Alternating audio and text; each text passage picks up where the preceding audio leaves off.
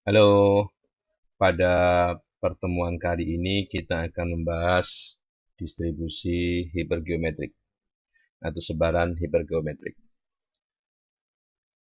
Bayangkan apabila kalian pernah mendapat soal seperti ini. Dalam sebuah kantong terdapat 5 bola merah dan 4 bola biru. Secara acak dari kantong tersebut diambil 4 bola sekaligus. Yang ditanyakan, berapa peluang terambil 3 bola merah? Yang sebetulnya implisit juga 1 bola biru. Nah, pertanyaan seperti itu bisa dibahas, bisa diselesaikan dengan distribusi atau sebaran yang namanya hipergeometrik. Oke, sebaran hipergeometrik ini ada modulnya di Excel, ada fungsinya di Excel yang bisa membantu kita untuk mencari peluang apabila diketahui argumen-argumen atau istilahnya parameter yang ada di situ. Oke. Misalnya ada 24, ini 24 di sini adalah ukuran populasi, N adalah ukuran populasi. Ya. Artinya dalam teladan soal saya tadi itu 5 merah dan 4 biru. Dan S di sini adalah populasi sukses. Ya, populasi sukses. Misalnya kalau yang ditanya merah, yaitu ukuran merah tadi, S. Ya. Nah, sedangkan N kecil adalah banyaknya sampel yang diambil dari populasi yang berukuran 24 tadi, yang berukuran N besar tadi. Ya. Nah, jadi sebetulnya di sana ada populasi gagal. Kalau populasi sukses itu S, populasi gagal itu N-S. Kalau banyaknya sampel yang diambil itu N kecil, X yang ditanyakan itu banyaknya berhasil dari sampel itu, banyaknya yang memenuhi kriteria berhasil, berarti ada sebanyak N-X yang gagalnya. Ya.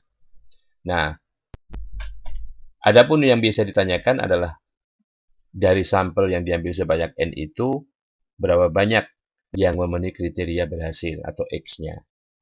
Untuk itu kita harus tahu nilai X itu kisarannya dari berapa. Ada batasnya. Ada batas minimumnya, ada batas maksimumnya. Ya.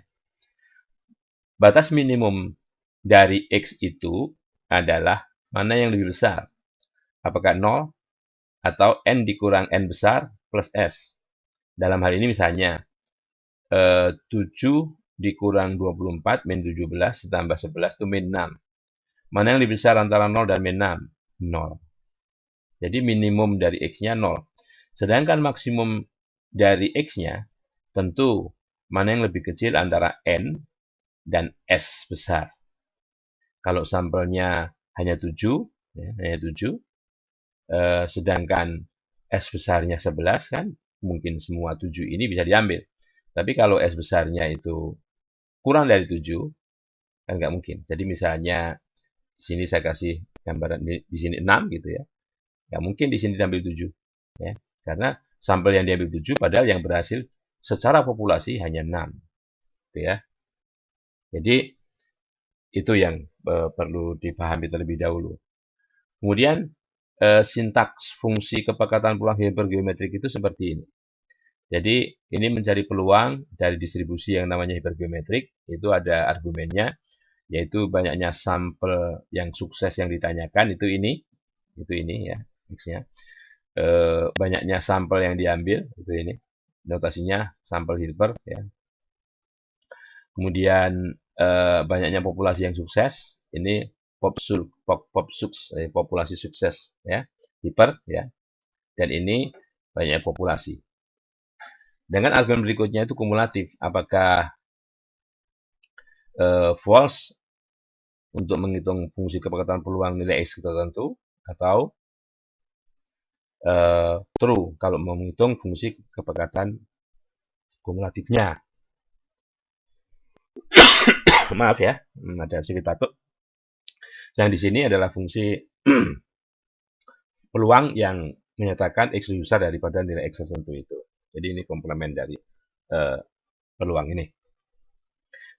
Oke. Ini adalah fungsi kepekatan peluang, gambarnya fungsi kepekatan peluang yang biru. Ya, sekali lagi sama seperti sebenarnya diskrit yang lainnya, ini diagram Liddy, dan ini adalah fungsi sebarang kumulatifnya. Jadi Px lebih kecil dari atau sama dengan X. Yang coklat ini, yang biru adalah peluang X sama dengan X. Ya. Ini di bawah itu sebetulnya nggak ada. Jadi mestinya tidak turun begini ya. Mestinya landai seperti, karena ini sampai dengan 8, mestinya landai ke sana. Ya. Oke, mungkin untuk lebih jelasnya kita lihat bagaimana kalau PQRS ini hubungannya dengan Excel, apakah sama atau tidak. Hipergeometrik, hipergeometrik. Kita lihat punyanya hipergeometrik. Ini parameter N besarnya misalnya 24. Di sini menggunakan N1 ya. Ini 11, ini 7. Ini 7. 7 ya. Oke, apply. Jadi ini fungsi yang ini, yang biru itu ya. Nah, sekali lagi untuk ini bilangan bulat, dia akan ada nilainya hitam. Ya. Untuk 3, 0,3409, 0,3409 lebih kecil dari 3 atau sama dengan lebih kecil dari 3 itu ini 2640 ya. Lebih besar dari 3, 3951 sama ya. Nah, sedangkan fungsi sebaran kumulatifnya merupakan fungsi tangga seperti ini. Jadi misalnya untuk 3 di sini 0,6049. Jadi antara 3 dan bilangan bulat berikutnya, antara 3 dan 4 ini nggak ada tambahan peluang. Jadi nilainya sama semua di sini. Jadi antara dua bilangan bulat ini tidak ada tambahan peluang ya, nggak ada peluang di sini. Nah, itu nanti bisa dimainkan di sini ya, kalau dia pakai contoh tadi ya, 5 merah dan 4 biru berarti 9 di sini ya. Diambil sebanyak 4, berapa peluang 3 merah? Ya, diambil